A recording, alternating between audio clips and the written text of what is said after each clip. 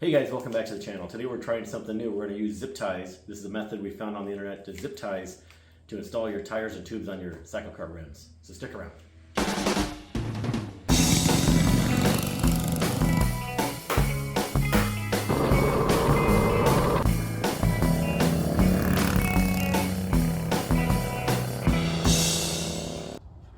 Okay, so I got this tube zip tied. This is the second one.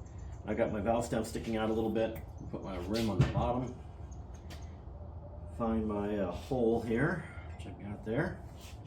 I'll start there. We're gonna put this little dude on here to keep the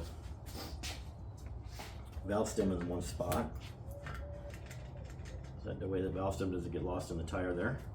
So make sure that the tube is all tucked inside the tire itself, and I've got my zip ties in. These are 8-inch zip ties. These would have worked better if I had longer zip ties, but this is what we happen to have, so that's what we got. So I'm using 2 of them to make one. So what we're going to do is we're going to put our little soapy water. This is just it says simple green on here, but this is actually power purple with some water mixed in.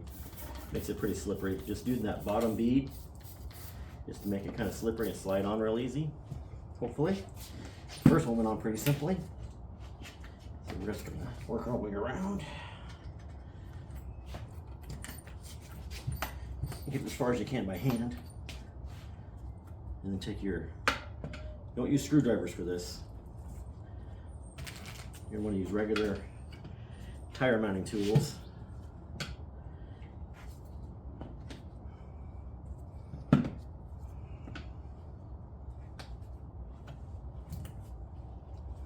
Okay. A little bit further.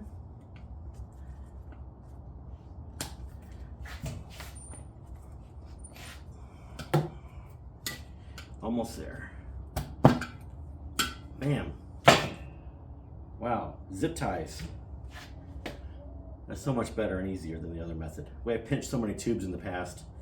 So that pretty well protects the tube from getting pinched when you work your tools in there. This little bit of soapy water helped as well.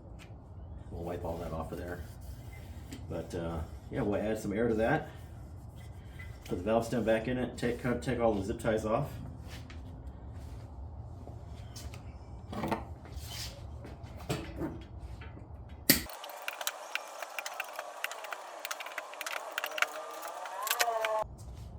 Put our valve stem back in. So as you're airing this up, you're going to make sure there's a little line around here. Make sure that's even all the way around the rim so you're not getting a high spot.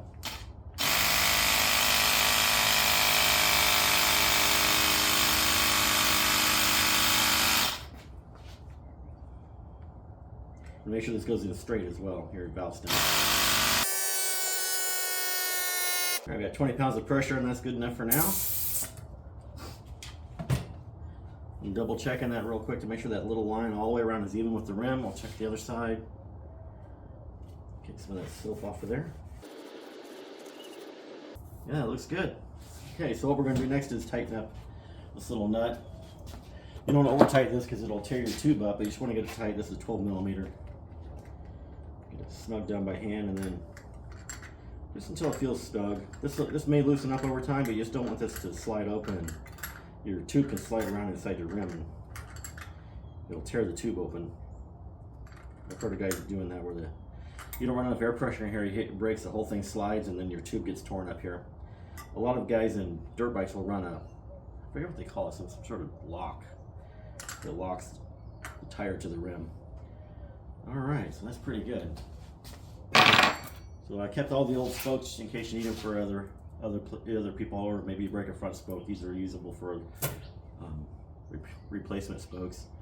And so yeah, this is a worthy upgrade. So again, these are the thicker spokes. It goes from 8 gauge right here at the angle, and it thins right about here to 9 gauge.